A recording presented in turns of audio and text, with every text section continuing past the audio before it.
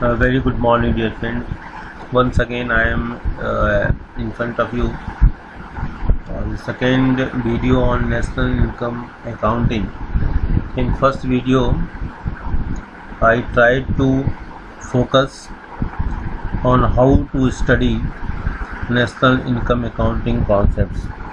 In that, I have not explained the concept, but only I expressed how to study.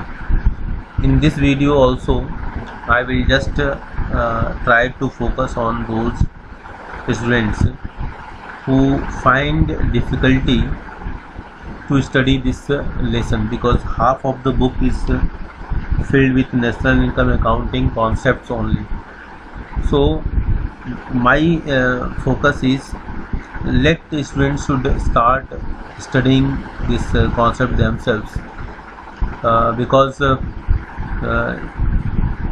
by and large they have to depend on their own resources. And I made this video by keeping in mind to those students who, by seeing this lesson, they just stop studying this economics. So मेरा concept ये है कि हम आज अपने दूसरे video में भी बेसिक कॉन्सेप्ट्स की हम बात करेंगे, और लेकिन ये उम्मीद मैं करता हूँ कि अभी तक आपने हमने जो पिछला वीडियो जो बनाया था, आपने उसको देखा होगा और उसको फॉलो किया होगा। मतलब क्या है, इसी चर्चा हम अपने सेकंड स्लाइड में करेंगे कि अभी तक मैं उम्मीद करता हूँ कि आपने जो meaning of circular flow of income को कंप्लीट कर लिया होगा कि सर्कुलर फ्लो ऑफ इनकम, इसका इम्पोर्टेंस क्या है। अगर किसी को डाउट है तो इसके इम्पोर्टेंस को समझने के लिए, जैसे मैंने एक यहाँ फार्मूला लिखा है, compare blood circulation in human body, कि ह्यूमन बॉडी में जिस प्रकार ब्लड का सर्कुलेशन होता है, उसी तरह इकोनॉमी को आप एक ह्यूमन बॉडी की तरह मान लीजिए कि इकोनॉमी एक ह्यूमन बॉडी है, और ह्यूमन बॉडी में ब्लड शरीर के विभिन्न अंगों को, जैसे किसी को हम कहीं हाथ कहते हैं, कहीं मस्तिष्क कहते हैं, कहीं पैर कहते हैं, लेग, हाँ, कोई अलग अलग पार्ट्स हम बॉडी को नाम देते हैं। तो उस जो बॉडी के भी जो विभिन्न पार्ट्स हैं, वो अलग अलग सेक्टर्स की तरह आप इसको समझ लीजिए। कोई प्राइमरी सेक्टर है, कहीं सेकेंडरी सेक्टर है, कहीं टर्सरी सेक्टर है। उसके अंदर जो बहुत सारे कंपोनेंट हैं, जैसे बॉडी में बहुत सारे कंपोनेंट हैं। तो इकोनॉमी में प्राइमरी सेक्टर से इनकम, सेकेंडरी सेक्टर में, सेकेंडरी सेक्टर से टर्सरी सेक्टर में, इस तरह से इनकम जो है एक दूसरे से में मूव करती रहती है, सर्कुलेट करती रहती है।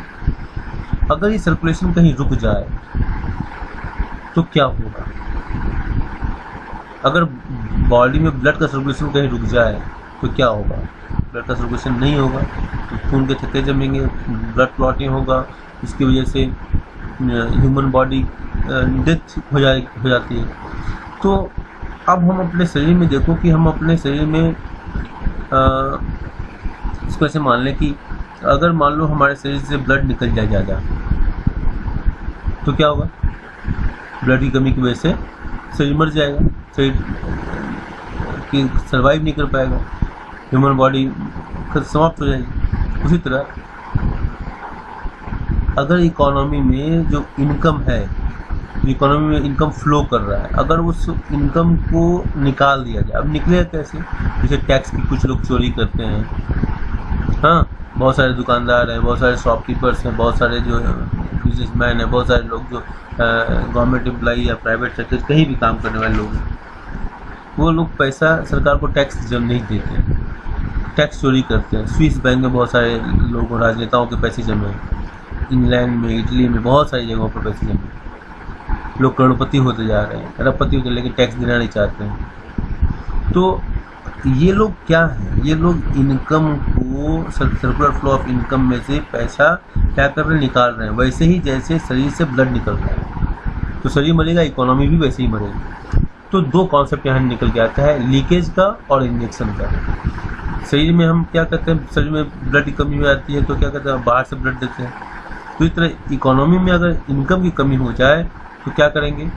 हम इंजेक्शंस देते हैं। तो गवर्नमेंट ये इंजेक्शन देने का काम करती है, इकोनॉमी में पैसे को पंप करती है। तो ये हमारा लीकेज और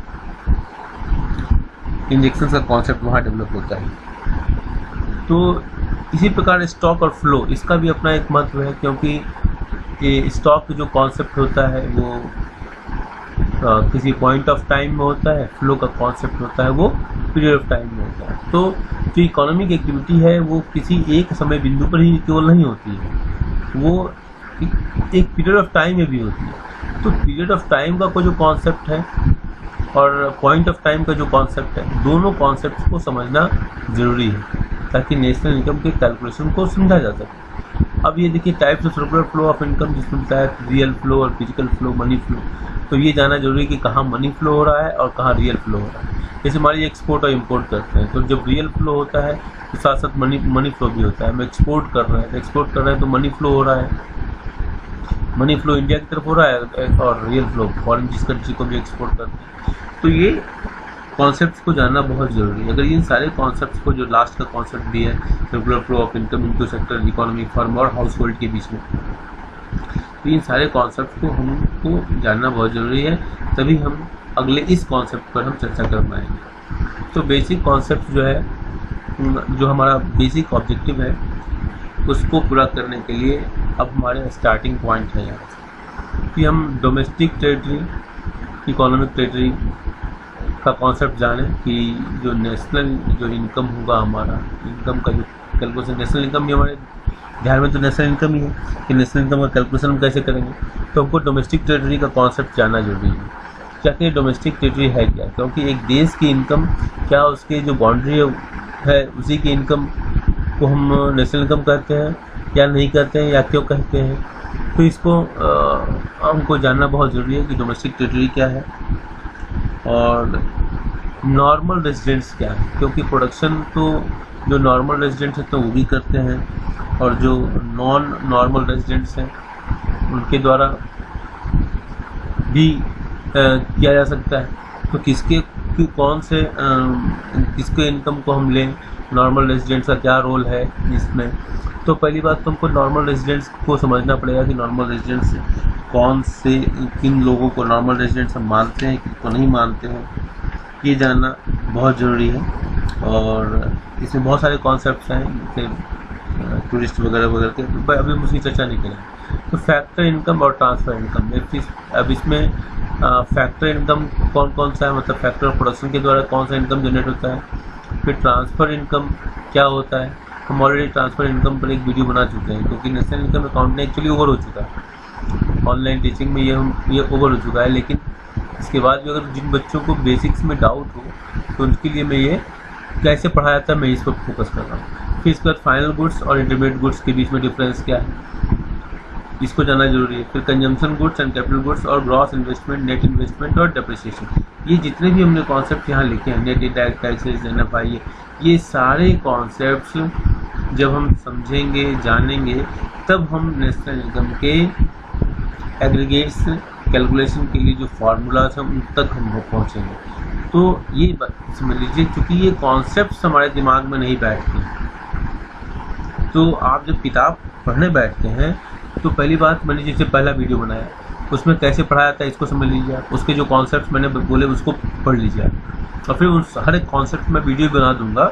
लेकिन आप खुद अपना एफर्ट थोड़ा कीजिए। तो उस कॉन्सेप्ट को पढ़ने के बाद, समझने के बाद, फिर दूसरे वीडियो में जो मैंने जो बताया इन सारे कॉन्सेप्ट्स को पढ़ लीजिए। जो समझ में नहीं आए तो फिर आप हमसे इंडिविजुअली बताएंगे, मैं आपको अलग अलग वीडियो बना दूँगा। तो ये कॉन्सेप्ट्स आपको समझना जरूरी है। अब ये हमारे जो एग्रीगेट्स हैं, जो कैलकुलेशन करना है हमको, ये कौन कौन से हैं एग्रीगेट्स, तो ये मैंने एग्रीगेट्स मेंशन कर दिए हैं यहाँ पर, 4 और 4 8, टोटल 8 हमारे पास एग्रीगेट्स हैं। और इसी एग्रीगेट्स में हमको नेशनल इनकम जो होता है NNP-FC को हम नेशनल इनकम कहते हैं, ठीक है। तो इस अब ग्रॉस में देखिए 2 कॉन्सेप्ट निकल के आते हैं, ग्रॉस नेशनल प्रोडक्ट और ग्रॉस डोमेस्टिक प्रोडक्ट। फिर नेट में 2 कॉन्सेप्ट निकल के आते हैं, net national product and net domestic product. फिर अगर हम देखें मार्केट प्राइस, तो मार्केट प्राइस में हमारे पास 4 कॉन्सेप्ट्स हैं, GDP, GNP, NNP, NDP। ये हमारे पास 4 कॉन्सेप्ट्स हैं, gross domestic product, gross national product, net national product और नेट डोमेस्टिक प्रोडक्ट, 4। फिर फैक्टर कॉस्ट, अब gross national product, gross domestic product, net national product और नेट डोमेस्टिक प्रोडक्ट, ये 4 concept हैं हमारे पास। तो टोटल 4 और 4 मिलकर हमारे पास 8 कॉन्सेप्ट होते हैं। तो हाउ टू रीच, अब ये ग्रॉस टू नेट और market price two factor cost और वाइस वर्सा, ये इम्पॉर्टेंट है।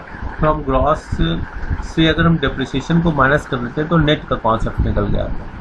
जैसे आपने ये देखा नहीं, ये नेट का कॉन्सेप्ट है, ये जो हमारे पास नेट है ना, तो नेट के हमारे पास कॉन्सेप्ट है net national product, net domestic product. तो नेट के हमारे पास कॉन्सेप्ट है, ये हम इसको दोनों पे मेजर करते हैं, मार्केट प्राइस पर भी और फैक्टर कॉस्ट पर भी मेजर करते हैं।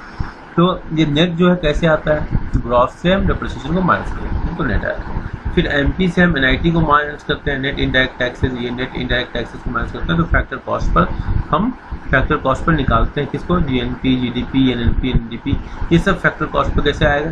जब भी हमको फैक्टर कॉस्ट पर निकालना होगा तो अगर मार्केट प्राइस पर दिया है तो मार्केट प्राइस से हम एनआईटी को माइनस करेंगे तो फैक्टर कॉस्ट आएगा। इसी प्रकार नेशनल जो है, अगर ये देखिए नेशनल है, नेट नेशनल प्रोडक्ट, ठीक है। तो नेशनल से ये डोमेस्टिक पर हमको आना होगा, तो नेशनल से डोमेस्टिक पर आने के लिए हमको NFI, net factor income from abroad, उसको माइनस करना पड़ेगा। तो इस तरीके से हमारा ये एग्रीगेट्स में के कॉन्सेप्ट को हम देख सकते हैं, सॉल्व कर सकते हैं। अब आते हैं कैलकुलेशन, जो मेन ऑब्जेक्टिव है हमारा, calculation of national income by 3 methods.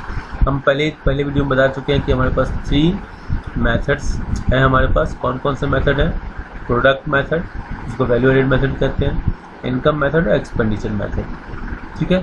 क्योंकि ये 3 फेजेज हो जाते हैं। इनकम, प्रोडक्शन, जब चीज़ों करते हैं, प्रोडक्शन और डिस्पोजिशन में 3 चीज़ें निकल के आती हैं, प्रोडक्ट और वैल्यू एडेड मेथड। मतलब प्रोडक्शन जब करते हैं तो वैल्यू का एडिशन होता है, तो वहाँ से इसके बाद वहीं पर इनकम जनरेशन का काम होता है। तो इनकम प्रोडक्शन हुआ, इनकम जनरेशन हुआ, और फिर जब इनकम हुआ तो इनकम को हम क्या खर्च करते हैं। तो इस तरीके से हमारे पास 3 मेथड बन जाते हैं, ठीक है।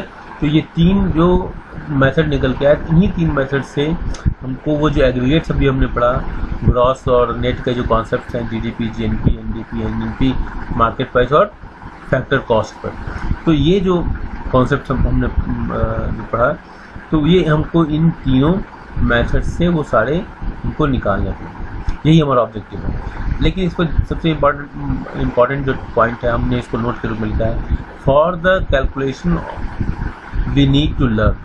अब हमको अगर हम चाहते हैं कि वास्तव में हम कैलकुलेट कर लें, आसानी से कर लें, जो हमारा ऑब्जेक्टिव है, मेन ऑब्जेक्टिव है, जो 6 मार्क्स का क्वेश्चन आता है, तो उसमें हमको ये याद रखना पड़ेगा कि प्रिकॉशंस क्या क्या रखना होगा, स्टेप्स क्या है और फार्मूला एंड इसके कंपोनेंट। प्रिकॉशंस को हमको जानना पड़ेगा, याद करना पड़ेगा, समझना पड़ेगा, स्टेप्स को फॉलो करने पड़ेंगे, प्रिकॉशन, स्टेप्स और फार्मूला है और उसके कंपोनेंट्स हैं, तो उसको हमको याद रखना पड़ेगा।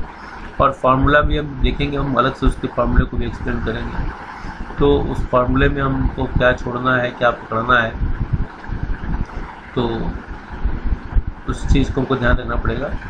अगले वीडियो में इस पर हम स्पेशली फोकस करेंगे। और मेरा एक जो अपना मानना है कि always start with solved examples. जब आप नेशनल इनकम को करेंगे तो आप सॉल्व्ड एग्जाम्पल से करेंगे, ताकि आपको जो आंसर जब आप करेंगे तो गलतियाँ होंगी तो कहाँ गलती हुई आप इसको पहचान पाएंगे। तो इस तरीके से मेरा ये सेकेंड पार्ट था, how to study national income को हमने कैसे स्टडी करना है, इस बात पर हमने फोकस किया है। और मुझे उम्मीद है कि अगर आप पढ़ना समझ जाएंगे कि कैसे पढ़ा जाए, तो इसी बात पर मैंने फोकस किया। मैंने कोई आपको कोई न मेथड बताया है, न कोई मैंने कैसे फार्मूला बताया, कुछ भी नहीं बताया, लेकिन मैंने बहुत कुछ बताया है। ये इस तरीके से बताया है कि कैसे पढ़ा जाए। केवल मैंने उन बच्चों को फोकस किया है जो इनको बिल्कुल समझ में नहीं आ रहा है और जिनको इकोनॉमी सिखाते ही नींद आने लगती है, ऐसे बच्चों के लिए मैंने ये वीडियो बनाया है। मैं जानता हूँ कि बहुत सारे बच्चों के लिए बिल्कुल यूज़फुल नहीं होगा, लेकिन ये बहुत सारे बच्चों के लिए बहुत यूज़फुल होगा कि वो सब्जेक्ट लेसन के प्रति उनके मन में जो प्यार है, उनका जो डर है, वो दूर हो जाएगा। तो वही मेरा ऑब्जेक्टिव है। Thank you.